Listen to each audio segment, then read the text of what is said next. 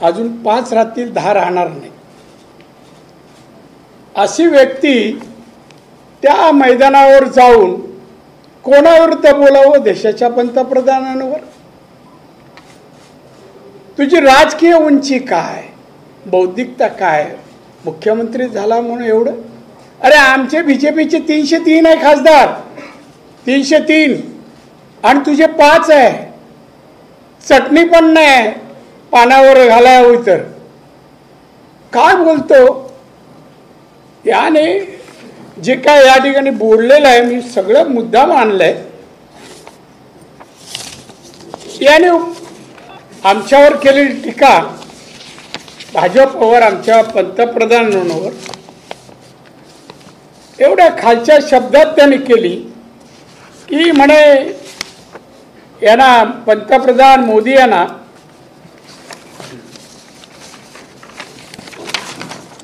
मोदींचा पक्ष भाजप याला तडीपार करा, तडीपार करा. आमचे 303 आहे, आमची सत्ता आहे केंद्रात, राज्यात. तडीपार करायचं ठरवलं तर आम्ही कोणाला करू? कोरोनामध्ये औषधाचे पैसे खाणाऱ्याला करू, आणि ज्यांच्यावर अनेक आहे पेंडिंग केस मध्ये आहेत त्यांना करू. उद्धव ठाकरेंना. हे उद्धव ठाकरे स्वतःला काय समजतो माहित नाही. मला तर मानसिक स्थिती बिघडली आहे त्याची, बिघडली, खरं सांगतो. मी कोणाला अरे तुरे करत नाही, पण याला करणार. कारण पंतप्रधान बोलणार एवढी लायकी नाही, पात्रता नाही, गुणवत्ता नाही. तू डायरेक्ट तडीपारची भाषा कशी काय करतो?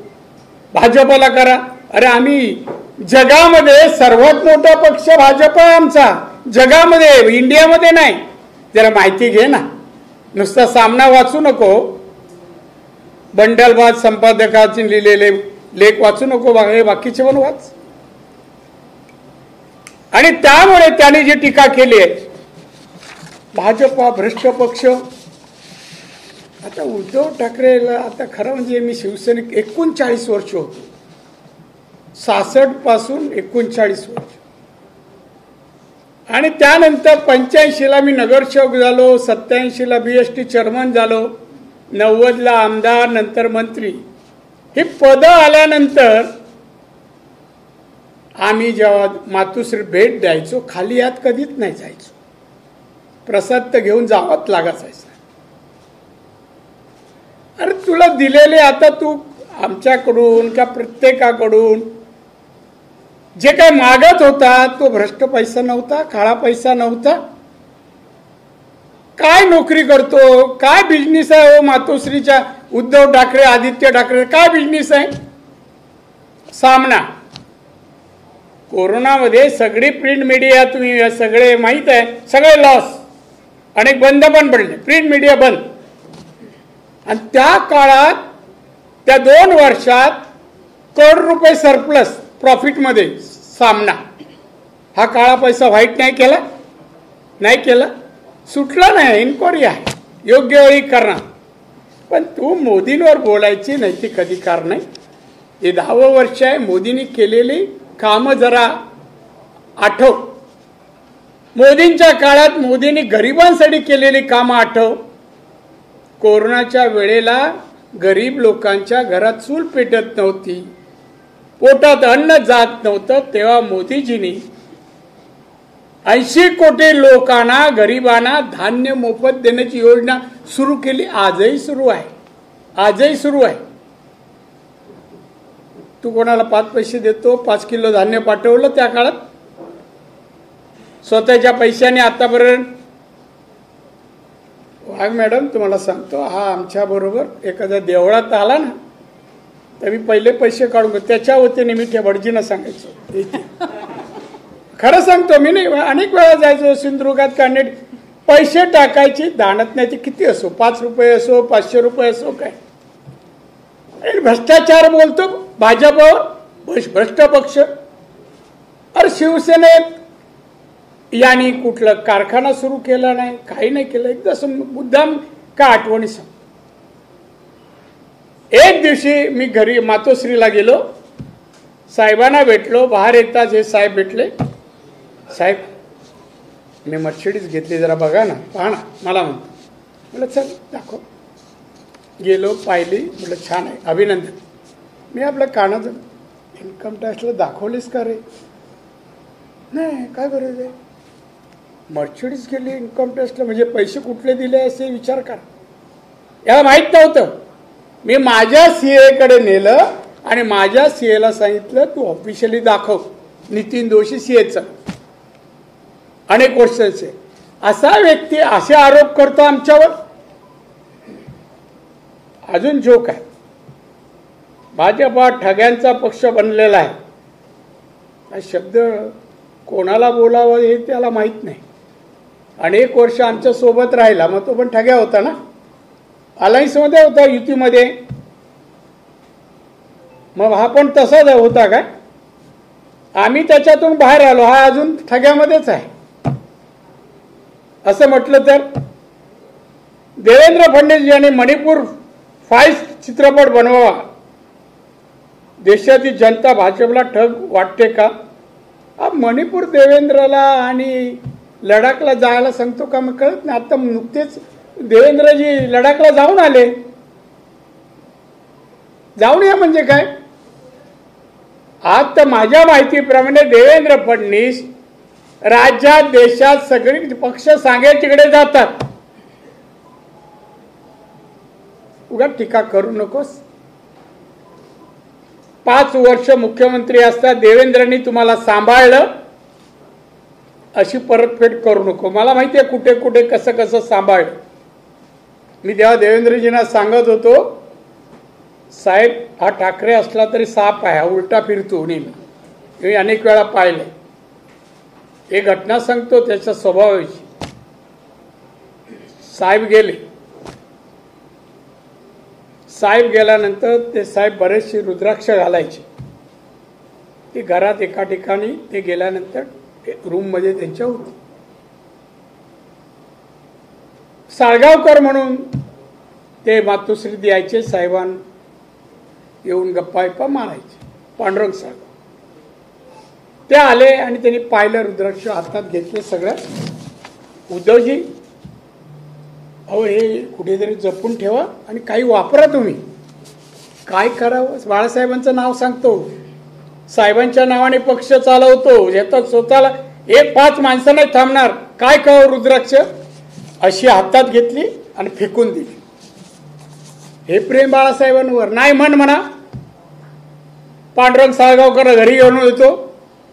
प्रोटेक्शन लावलं तर मी येईल का? मला माहिती आहे प्रोटेक्शनवाल्यांनी सांगितलं सत्ता आमची आहे, बाजूला होती. अशा माणसाने टीका करू नको. तुझी बरीच असलियत आहे.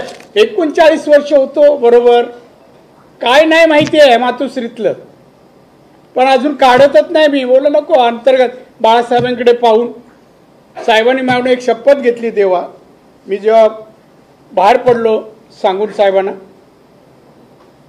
1-1.5 महिन्याने फोन आला. त्या आमचा कांच्या नेपाळीत त्याला फोन आला, थापानी नंबर दिला. हा धावत आला, साफ कर. म्हणलं कोण साहेब? आता झाले होते 6 महिने. मला लक्षात आलं बाळासाहेब. म्हणलं ते साहेब जय महाराष्ट्र. मग मला विचारलं कसं काय, मुलावेळा विचार. मला नारायण फोन यासाठी गेला की तुझ्याकडून मला एक शब्द पाहिजे. तुला माहिती आहे तू कोणापासून मोठा झाला काय, हे सगळा इतिहास माहिती आहे. मला एक शब्द दे. त्या शब्दामुळे मी थांबलोय. उद्धवबद्दल वाईट विचार कधी करू नकोस यासाठी शब्द दे. म्हणलं साहेब उद्धवच नाही, ठाकरे नावाच्या कुठल्याही माणसाकडे मी वाकड्या नजरेने कधी पाहणार. बस तुझा आभारी आहे. दीर्घ आयुष्य तुला मिळो आणि ठेवला. आणि म्हणून चालतो उद्धव ठाकरे याची जीभ चालते.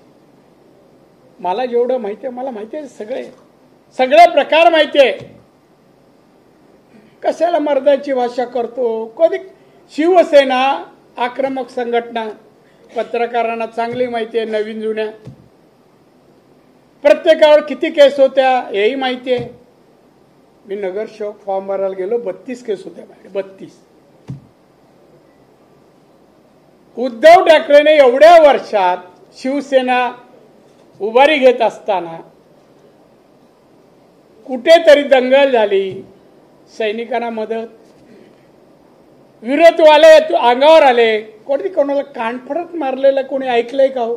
उद्धव ठाकरे कोणाला कानफडत मारले, शिवसेनेला कोणी शिवी घातली, मारली नाही. पण इथे स्टेजवर चढलं काय, याचा बंदोबस्त करू, अमुक करू, तमुक करू. बकवास माणूस आहे, बकवास. का म्हणून त्याला त्या रामलीलामध्ये कुठली लीलेसाठी याला बोलवतात माहिती आहे, बोलायला. आणि म्हणून उद्धव ठाकरेंनी आपलं तोंड बंद करावं. या निवडणुकीत त्याचे 5 पेक्षा किंवा 5 ते 10च्या आत आमदार येणार. आता असलेल्या 16 पैकी 10 तर राहतच नाही. मी तुम्हाला सांगतो, लोकसभा निवडणुकीनंतर संजय राऊत पण नाही राहत. पहा तुम्ही, ते सांगणार नाही. सध्या तो अधूनमधून कुठे जातो ते बघा, भेटीगाठी कुठे होतात, ते तुमचं काम आहे, करत नाही तुम्ही. हा राहत नाही, त्याचे सगळे हे चालले. संजय राऊत पण पंतप्रधानावर डायरेक्ट बोलतो.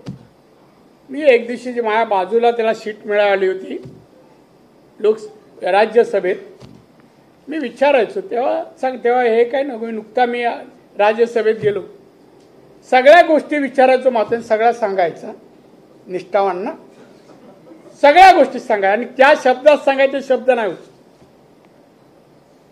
मी संजय काय चाललंय रे, काय नाही हो, बोगस माणसं, काय नाही. मला अरे बोगस माणसं, मग कसं होणार तुझं, ठीक आहे बघूया. हा माणूस आता जे काय बोलतोय ना, हे बोलायला सांगतो तेवढंच. हा प्रामाणिक आहे पवार साहेबांचा. दिल्लीला मी ज्या वेळेला राष्ट्रवादीचं पवार साहेबांच्या ऑफिसच्या बाजूने जायचो, हा आतमध्ये बसलेला असायचा, आतमध्ये बस. हा पक्षाशी प्रामाणिक नाही, उद्धवला आज उद्या फसवतो. ही शिवसेना संपवली ना, याला कारण संजय राऊतच आहे, संजय राऊत. त्यामुळे यांनी आता तोंड बंद करावं. मोदींबद्दल त्यांनी बोलू नये. मोदी कुठे आहे तुझी काय. अमेरिकेचे अध्यक्ष मोदींचं कौतुक करतात, वाचलं की नाही, ते करतात. इटलीचे अध्यक्ष करतात. अनेक देशाच्या अध्यक्षांनी त्या देशात आमचे पंतप्रधान गेल्यानंतर कौतुकच केलं आहे, प्रशंसा केली आहे. जगात त्यांचं आज भारत कुठे आहे हो उद्धवजी. 14 साली जगाच्या अर्थव्यवस्थेमध्ये भारत 14 क्रमांकावर होता. 14 साली 11व्या क्रमांकावर होता, आज 5व्या क्रमांकावर आहे. आज आमची GDP वाढली. जपान जर्मनी थोडा फरक आहे, 0.50चा फरक आहे. का आम्ही 3ऱ्या क्रमांकावर येऊ. 2030च्या आत 3रा क्रमांक, 11व्या क्रमांकावर आणलं. हे क्रेडिट नाही. आज 54 योजना गरिबांसाठी, जनतेसाठी त्यांनी 10 वर्षात जाहीर केलं, 9 वर्षात जाहीर केला, 9 साडेनऊ वर्षात. मुख्यमंत्री होता, काय दिलं रे महाराष्ट्राला, काय दिलं जनतेला, काय दिलं. एक तरी विकासाचं नकाशा तयार केलंस. महाराष्ट्राला कसं घेऊन जाणार, गरिबांना शेतकऱ्यांना न्याय कसा देणार, बेकारी कशी घालवणार, कधी बैठक घेतलीस, त्यासाठी नियोजन केलं, काही नाही. मला ते कधीच त्यांनी राजकारण पाहिलं नाही. कधी कधी साहेब नारायण जरा बस त्याच्यावर थोडा वेळ, मग मी जायचो 3ऱ्या माळ्यावर. 3ऱ्या माळ्यावर गेलं तर काय, ते साहेब खाली बसलेले असायचे, चटई अशी त्याच्यावर. उद्धवजी साहेबांनी पाठवलंय, या विषयावर चर्चा करा सांगितलं. साहेब करूया ना, करूया म्हटलं, सांगा तुम्ही, मी येतो. तेवढंच मला विचारायचं. आणि जो बसायचं त्याचे काय असायचं, नुसतं बसायचं नाही, सगळे कॅमेरे 4-5 बाजूला असायचे कॅमेरे, आणि ते घेऊन ते खोलायचे, परत ते करायचे. एका म्हणजे पॉलिटिकल गोष्टीवर चर्चा नाही. कॅमेरे मला विचारलं, राणेसाहेब तुमच्याकडे कुठला कॅमेरा आहे? मला फोटो काढता येत नाही. सरळ सांगून टाका आपल्याकडे नाही. साहेब बालिश गोष्टी, असा बालिश माणूसच नाही पाहिला. आता आपले कपडे आपणच शिवतो नाच आवडीनिवडी. एक दिवशी असत मी रात्री साहेबांकडे 8 वाजेवर बसलो, ते वरती गेलो. त्यांच्या हातात काही कपडे होते, असे कपड्याचं एक प्लास्टिकचं होते. म्हणलं साहेब काय आहे? नाही टेलर आलाय, त्यांनी कपडे आणले, जरा घालतो, ट्रायल घेतो, मला जरा थांबा, जरा सांगा. शर्ट पॅन्ट आणली, घातली आणि आले. कसं वाटतं? म्हणलं साहेब तुम्हाला शोभत नाही. मला पण विकेटच घ्यायची होती, ती कशी घेतली ते दाखवतो. त्यानंतर जॅकेट सदराला घातलं, जॅकेट घातलं. नाही साहेब तुम्हाला शोभा दिसणार नाही. त्यानंतर त्यांनी सदरा लेंगा जो आता इथपर्यंत असतो ना, याच्या खाली इथपर्यंत, म्हणजे दुसरं काय घालायची गरज नाही खरं मी ते घातल्यावर, पण ते इथपर्यंत तो घालून माझ्यासमोर असं बोला उत्तम. बोला असं बावळा दिसतच नाही कोण. बरं सर तुम्हाला उत्तम शोभून दिसतो, हाच घाल. आता तो परमनंट झाला, त्याला माहित नाही मी का त्याने आरशात तरी जाऊन बघायला पाहिजे आपण कसं दिसतोय ना. असा उद्धव म्हणा गप्प बस, घरी बस, आता राजकारण तुझं संपलंय, पुढच्या वेळेला तडीपार होशील तर उद्धव ठाकरे मातोश्रीचा होईल, मराठी माणूस होणार नाही, तू होशील म्हणून. त्यामुळे आता गप्प बस. त्यानंतर आमचे राहुल गांधी, हे राहुल गांधी आता त्यांच्याकडे पाहिल्यानंतर किंवा ती यातायात करतात ना, यात्रा त्या चालतात, ते मला खरं हसू येते की हा कुठल्या अँगलने पॉलिटिकल लीडर वाटतो. तुम्हाला वाटतं काय हो तो असं ते जाऊ दे. त्याने आज का परवा मला एकाने व्हिडिओ दाखवला. साहेब हा व्हिडिओ मला आश्चर्य दाखवला. कुठे तोंड घालायचं ते पण त्याला कळत नाही. एक लीडर काँग्रेसचा, तुम्ही पाहिला नसेल, नाही म्हणून हसला असता. भयानक व्हिडिओ आहे. आता निवडणुकीत आम्ही लोकांना दाखवणार, हे बघा काँग्रेस पाहिजे बघा. आज असा माणूस तो काय म्हणतो की लोकसभेच्या निपक्ष निवडणूक झाली तर भाजप 180 जागा त्यांना मिळणार नाहीत. अरे आमचे 300 आहेत, 303 आहेत, तुझे 40-45 काहीतरी आहेत, नाही 50 आहेत, 50. तुला 54 पाहिजे होते विरोधी पक्ष नेता मिळाला. 54 विरोधी पक्ष नेता काँग्रेसचा नाहीये सभागृहात, गटनेता आहे, जो आपल्या अनेक वर्ष सत्ता करूनही 65-70 वर्ष काँग्रेस सत्ता 50-55 सीट आणू शकत नाही. तो दुसऱ्याने 180. तुला काय मिळतात ते बघ ना म्हणा, बघ. आणि ह्या सर्वांमध्ये त्यांनी मॅच फिक्सिंग करत आमच्या संघातील 2 खेळाडूंना तुरुंगात पाठवले. तुरुंगात का पाठवले बाबा? तुरुंगात गेले का म्हणून गेले?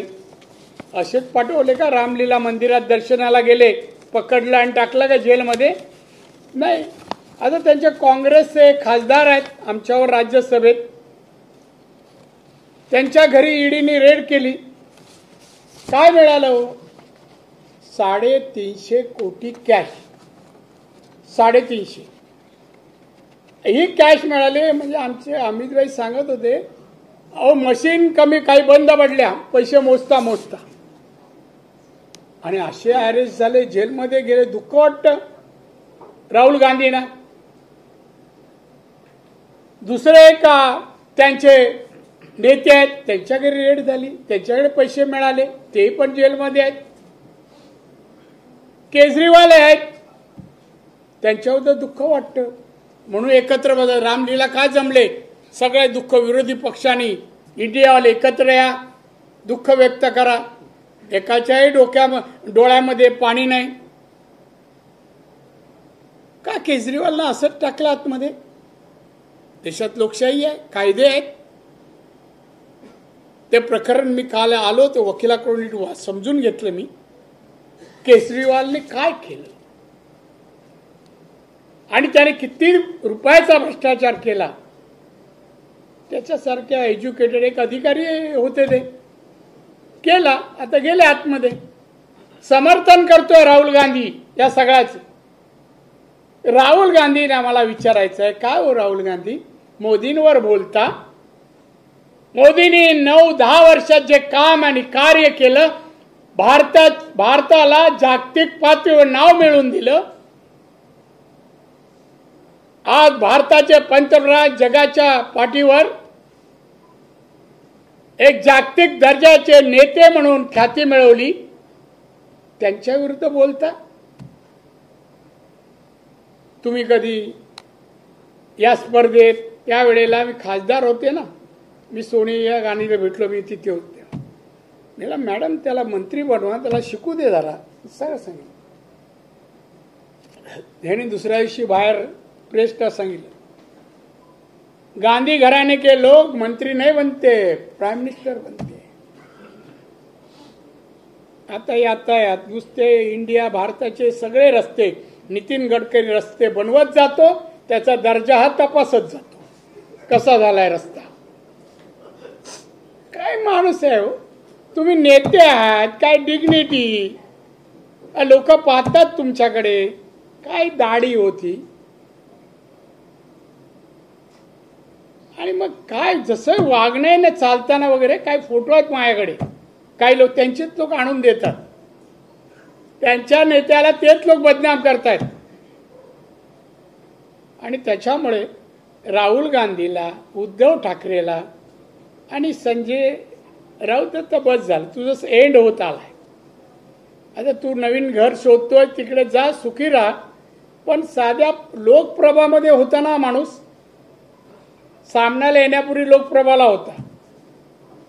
माननीय बाळासाहेब ठाकरे आणि उद्धववर त्याला खासदार बनवलं नाही, ते ब्रिटिश नंदीला बनवलं म्हणून या भाषेत बोलला. ते अंक पण एका ह्याच्यात मी प्रेसला दाखवले. मी दाखवतो यांना, संजयचं वाक्य मी दाखवतो. मी ह्या दोघांचे नाही कपडे उतरवले, नाव सांगणार नाही संजय राऊत, हे वाक्य याचं. कपडे उतरायला लागला ठाकरे फॅमिलीचे. आता त्यांचंच खातो आहे. असा माणूस आहे, कृतज्ञ माणूस आहे. त्यामुळे त्यांनी आता गप्प बसावं.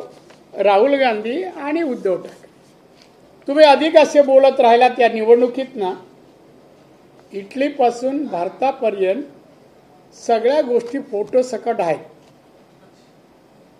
एवढ्या खालच्या थराला मी कधी जात नाही. आणि वैयक्तिक टीका पण मी कधी एवढ्या वर्षात हाऊसमध्ये विरोधी पक्ष नेता होतो पण मी कधी नाही केलं. पण म्हणा तुम्ही ह्या पत्रिकेवर अरे तुरेवरून PMBMला अमित भाईंना बोलला ना, तर समोरचा माईक पण एक दिवशी राहणार नाही, एवढं लक्षात ठेवा. मला सांगणं आहे, नाही राहणार. आता पण प्रोटेक्शन आहे ना, त्याच्यावर तुम्ही दिल्लीपर्यंत पोहोचता. ते विड्रॉ केलं ना तर मातोश्रीचा दरवाजा उघडलाच जाणार नाही, तुम्ही इनसाईड आणि बाकी सगळे. त्यामुळे गप्प बसा. राहुल गांधींना आम्ही दिल्लीलाच बोलू. सभागृहात येत नाहीत, आले तर 7-8 मिनटं येतात आणि लगेच जातात. त्यामुळे बाकी ही पत्रकार परिषद ही मी तुम्हाला सांगतो, हे या तिघांसाठीच होती. जी रामलीला मैदानावर सभा घेतली, ती सभा दारुण पराभवाच्या गॅरंटीमुळे विरोधी पक्षाचे नेते बेताग बडबड करत होते रामलीला. त्यांच्या पराभवाची गॅरंटी, आमच्या विजयाची गॅरंटी 400 पार हे नक्की आहे. त्यामुळे आमचे 400 पार आणि 303 वरून 370 आमचे अधिक NDA मिळून 400 आणि यांचे एक काँग्रेस 30-35 वर येईल बघा, 30-35 वर अशी याची स्थिती आहे. या उद्धव ठाकरे भ्रष्टाचार त्याला सांगू, माझ्याकडे यादी आहे. पैसे घेऊन तिकीट दिलेल्याची, पैसे घेऊन शिक्षण याचा चेअरमन बनवण्यासाठी अनेक नगरपालिकेत खासदारकीला आमदारकीला पैसे घेतल्याशिवाय तिकीट तेव्हा मिळत नव्हती. आता ज्यांनी दिले आहेत आणि आता शिवसेनेत नाही त्यांना एक दिवशी या अशा प्रेसला घेऊन येतो आणि सांगू दे की किती पैसे घेतले. आमच्या शंकर कांबळीच्या आगेस शंकर कांबळीला आम्ही मुदत नक्की केली. दुसऱ्या अशी रात्री सामन्यात नाव आलं नाही. मी साहेबांकडे साहेब काय आलं मला माहीत नाही. मी असंच झालं गेलं मी जाणार नाही कोकणात त्याला बदललं. मी माहिती काढली. एक उद्योगपती जिंदालमध्ये उद्योगपती नाही ते जिंदालमध्ये नोकरीला होते त्यांच्याकडून 50 लाख घेऊन तिकीट फिरवली रात्रीच्या रात्री. आणि हा माणूस आमच्या टीका करतो. नाव का सांगायला आणि वेळाने पैसे घेऊन म्हणे आम्ही पदे आणि तिकडे तुझं काम हे तुझं काम आहे. आणि मी त्यावेळेला बाळासाहेब तक्रार केली हा असं असं करतो. कारण एकदा मी गेलो अचानक गेलो आणि साहेब तिथे बसतात. तो दरवाजा उघडला आणि तिथे 2 माणसांनी उद्धव ठाकरे मोजत होते. काय मोजत होते तुम्ही समजा. आम्ही डोळ्यांनी पाहिलंय रे डोळ्यांनी. आणि मी तसाच वर गेलो आणि साहेबांना सांगितलं साहेब काय चाललंय तुमच्या रूममध्ये चाललंय. बेल मारली त्याला वर बोल. आणि आता काय बोलतोय काम धंदा ना व्यवसाय तरी मर्सिडीजमध्ये फिरतो. पैसे कुठून आणतो माहीत नाही. आता आमच्या सरकारला असं ना आणा विचारा तरी कसं काय फिरतो. दुसरं मातोश्री कसं काय झालं हा. आता मी काय बोललो मी तुमच्या समोर बोलतो मी ते चौकशी होणार हो. समजा मी सोडलं तुम्ही एवढे सगळे सोडणार नाहीत. बातमी आली मग ती लगेच क्राईम मी सगळीकडे जाते. मी कसं सोडणार आमच्या नेत्यांना बोलल्यावर मी पुरा उतरवणार. ते एवढं लांब आहे ना. हां थांबा काही आकडेवारी तुम्हाला देतो. जागतिक GDP मध्ये भारताची क्रमवारी 5 नंबरला आहे. ऐका का हे जरा घ्या ना हे महत्वाचं. दरडोई उत्पन्न 14 साली 88,678. आता आमची 1,97,000 2 लाखाच्या घरात किती वाढली बघा. उद्धवला जरा दाखवा. सामनाचा कोण असेल जरा मोठ्या अक्षरात लिही बाबा आणि दाखव त्याला.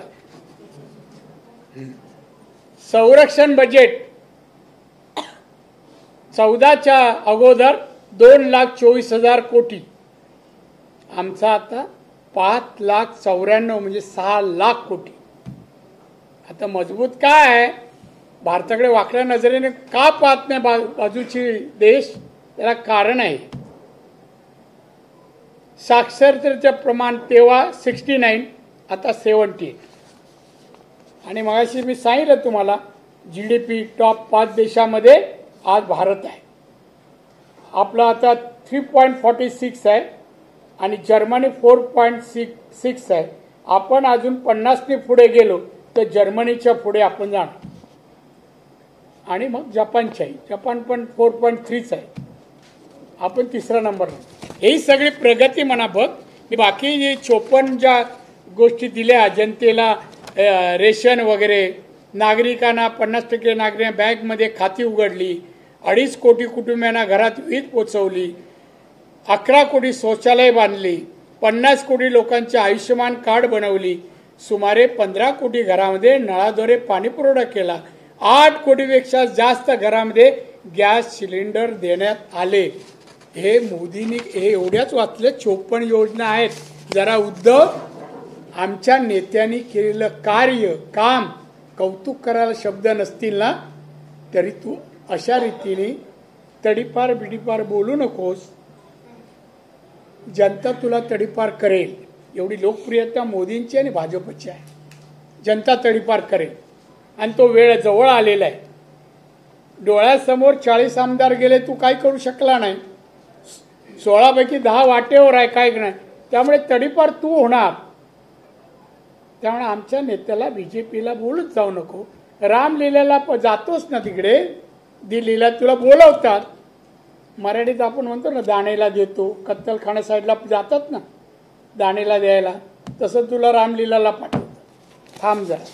दुसरा राहिला माझा स्वतःचा प्रश्न, कारण बरेच जण कधी मी हे थांबवतो आणि प्रश्न गळ्यापर्यंत आला आहे सगळ्यांच्या, त्याबद्दल बोलतो. हा उद्धव ठाकरे काही बोल, त्याला वेळ लागले का? मोदीजीचे विचारसरणी औरंगजेब बाबत सारखी. आता मी हे बोलणार नाही हा कुठला आवडलं, कारण बाळासाहेब माझे नेते आणि गुरु आजही मान. हा वेडा झालाय, कोणाला काय बोलावं हे माहीत नाही. माननीय मोदींचे उपकार आहेत, जेव्हा अनेक गोष्टीत याची चौकशी आणि अनेक गोष्टी घडतात, तर आतून जाऊन भेटून यायचा मोदी साहेबांना आणि अमित शहाना. मग असे कृतज्ञ बोलले त्यासाठी. औरंगजेब, मग तुला काय म्हणू, मी काय म्हणू? तू काय आहे ना उद्धव, मला माहिती आहे, पण मी बोललो ना तुला म्हणजे मातूच्या बाहेर येऊ शकणार नाही, एवढी तुझी सगळ्या गोष्टी काढून टाकेन मी, सगळ्या.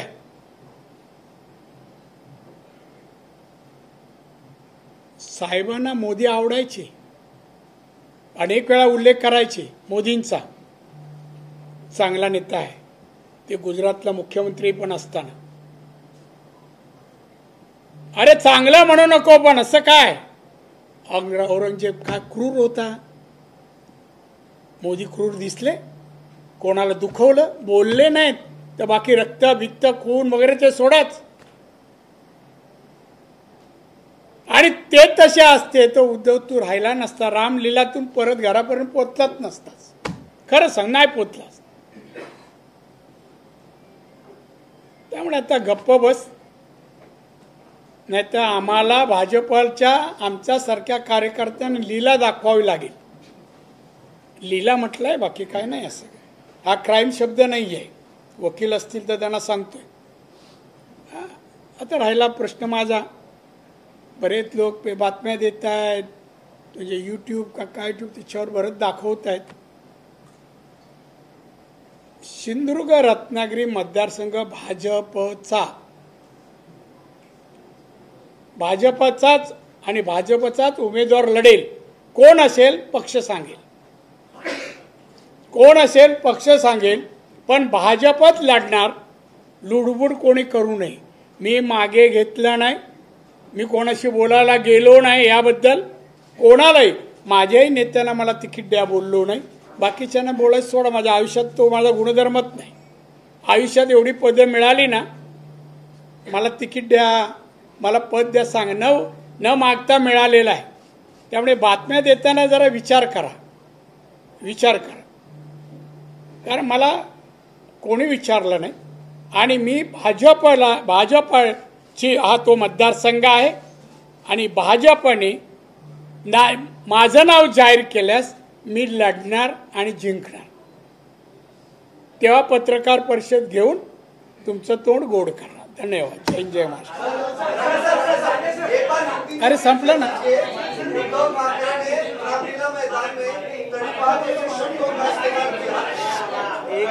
अरे आप एक जन बोली.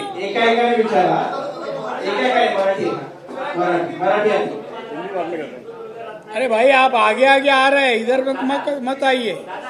हाँ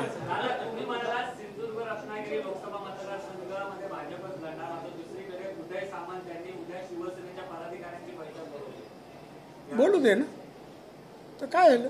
प्रत्येक पक्षाला अधिकार आहे, तो बैठक बोलवली, आम्ही पण बोलवली आहे. उद्या मी चाललो आहे ना त्यासाठी. बैठकी बोलवतो ना. तुला धैकाला माहिती आहे काय? आमच्या गावागावात होतो तसं उदयचा तिकडे, आमचा इकडे. संकासूर कोण आहे मला माहित नाही. तुम्हाला माहित नसेल ना धैका.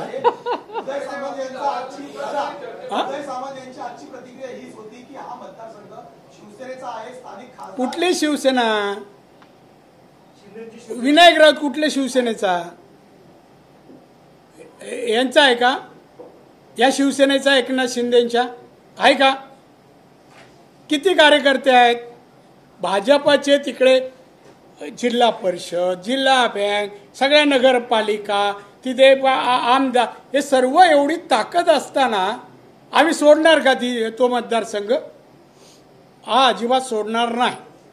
आणि कोण उमेदवार, मला नाव सांगा जरा. उदय सामंतचा?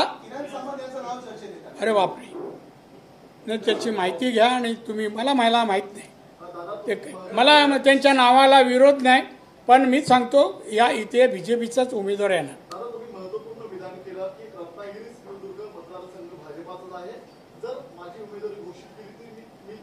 मला शब्द बघ, मला उमेदवार म्हणून घोषित केलं तर, माझी केलं नाही, मला उमेदवार घोषित केले तर मी लढवणार.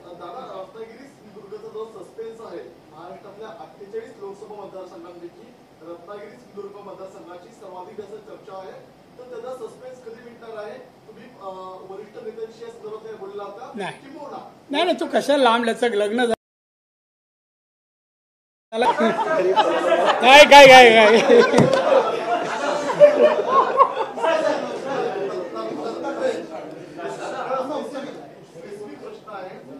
भाजपच्या वरिष्ठ नेत्यांनी, देवेंद्रजींनी किंवा दिल्लीच्या नेत्यांनी तुम्हाला रत्नागिरी सिंधुदुर्गसाठी कामाला लागा किंवा तुम्हाला हिरवा कंदील दिलाय का? आता स्पेसिफिक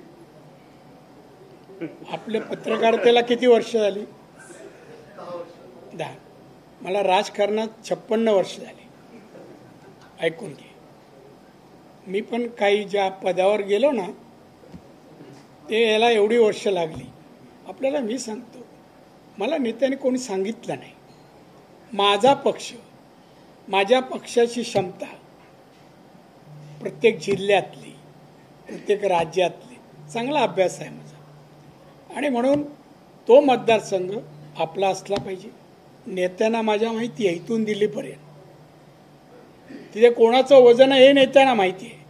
मी ज्या अर्थही बोललो, माझं नाव जाहीर झालं, मी लढणार, माझा नेत्यांवर विश्वास आहे.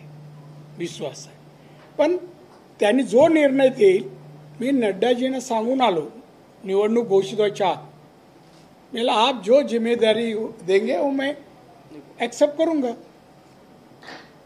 आणि त्यामुळे ना कोणी तरी विचारायला सांगितलं ना प्रश्न, मला माहिती आहे काही प्रश्न सांगितले, हे विचार राणे ना, मग आम्हाला तेवढं बरं राणे असं बोलले.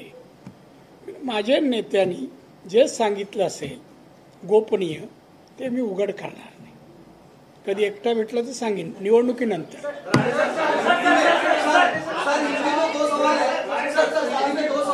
अरे हिंदी में 400 है मगर एक क्या है?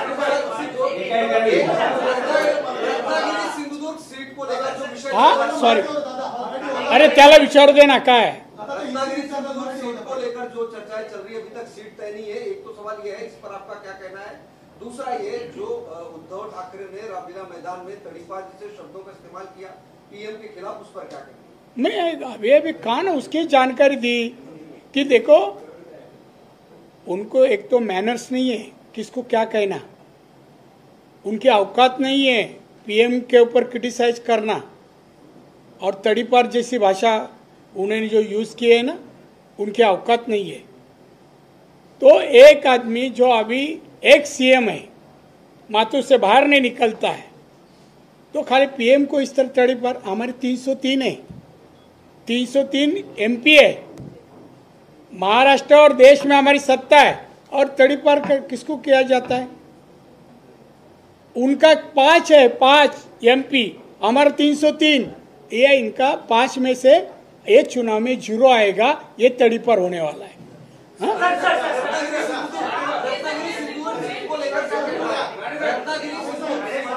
अरे भाई, कुछ सिंधुदुर्ग और रत्नागिरी, इनका नाम डिक्लेयर होना बाकी है. कल तक उम्मीदवार का नाम बाहर आ जाएगा, और बाहर आने के बाद जिसका नाम आ जाएगा वो काम पे लग जाएगा.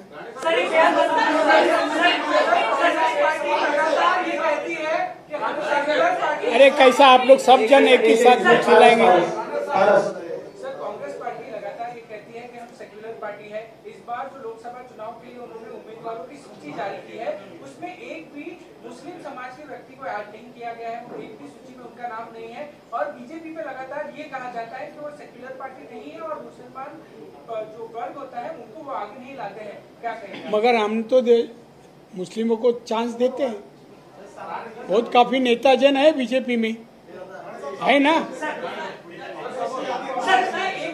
एक भी देखो कांग्रेस नहीं देता है, उसको हम क्या करेंगे, मगर हम तो चाहेंगे हमारे हम देखो हिंदू हो मुस्लिम हो, अच्छा कार्यकर्ता हो, कैपेबल होगा एमपी के लिए तो हम उनको देते हैं।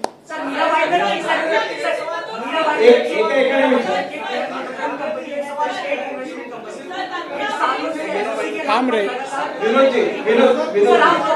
नाही मी ऐकला नाही, थांबा एक जरा प्लीज याचा होऊ द्या।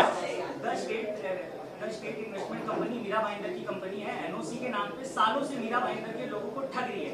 2008 में आप रेवेन्यू मिनिस्टर रहे थे, अब राधाकृष्ण विखे पाटिल ने जांच के आदेश दिए हैं, क्या कहना चाहेंगे?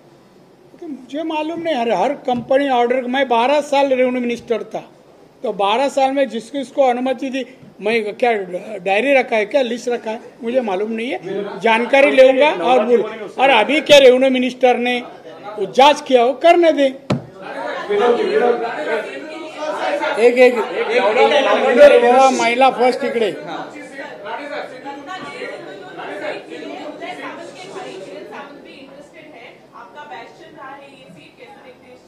देखिए 1 डजन उम्मीदवार सिंधुदुर्ग रत्ना के लिए खड़ा रहना चाहते हैं, 1 डजन, उसमें एक हो गए, मगर बीजेपी कैपेबल आदमी को उधर उम्मीदवार बनाएंगे और बीजेपी का हक है, वो मतदार संघ बीजेपी का हक है।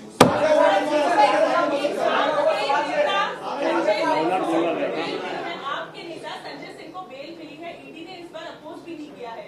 आपके नेता संजय सिंह को बेल मिली है। संजय सिंह को आम आदमी पार्टी काय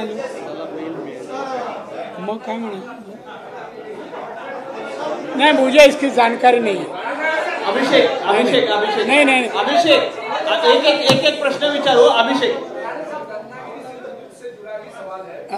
बीच में किरण सामंत ने वहां पर एक प्रस्ताव पास किया था कि अगर किरण सामंत को सीट नहीं मिलती है तो वो वहां पर बीजेपी के उम्मीदवार का समर्थन नहीं करेंगे। एनसीपी और शिवसेना के कई लोगों को लेकर के वो रत्नागिरी में इस तरीके का प्रस्ताव, इसको कैसे देखते हैं? हम कैसा दिखते, अच्छा दिखते। देखिए कोई भी खड़ा रन दे, कुछ भी करना, हमें फर्क नहीं पड़ता। हम जिले में हो गए ना तो इस टाइप का वक्तव्य उसने करके बता दिया। हम अभी जाएंगे, कल जाए, उसके बाद में आप उनको फोन करो, बोला बाहर आके जरा बात करो। विनोद जी,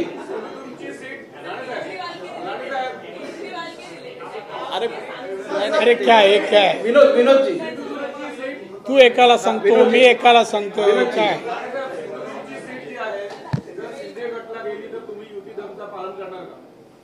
अहो मी भाजपात आहे आणि भाजप आतापर्यंत युतीचा धर्म पाळत आलाय आणि मी ज्या पक्षात असतो 99 नाही 100% असतो, मी 99 कशात नसतो, 100%, त्यामुळे पालन करणार। राहुल इकडे आता तुम्ही उद्धव ठाकरे आणि त्यांच्या संपत्तीबद्दल उल्लेख केला। सरकार केंद्रात तुमचे, राज्यात तुमचे, या सगळ्या संदर्भात याचे अनेक आरोप झाले। कुठला आहे तुमचा चॅनल, कुठला? हा, न्यूज 18 लोक करणार का या सगळ्या संदर्भात? कारण अनेकदा आरोप झाले, मात्र त्याबद्दल चौकशी खास करून आपल्याला सांगतो, आपल्याला जे वाटतंय ते ऑलरेडी चालू आहे। जवळ आलं ना आणि केजरीवाल सारखी परिस्थिती येईल तेव्हा ब्रेकिंग न्यूज दाखवा।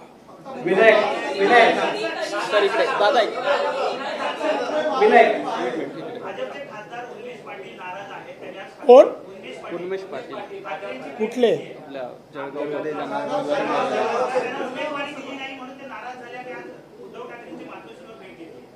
चांगलं आहे ना, आम्ही नाकारल्यानंतर गेले ना, तर उद्धव ठाकरे वर्णी लावतात का बघू, पडायला कोणतरी माणसं पाहिजे ना, म्हणून घेत आहेत, काय करणार।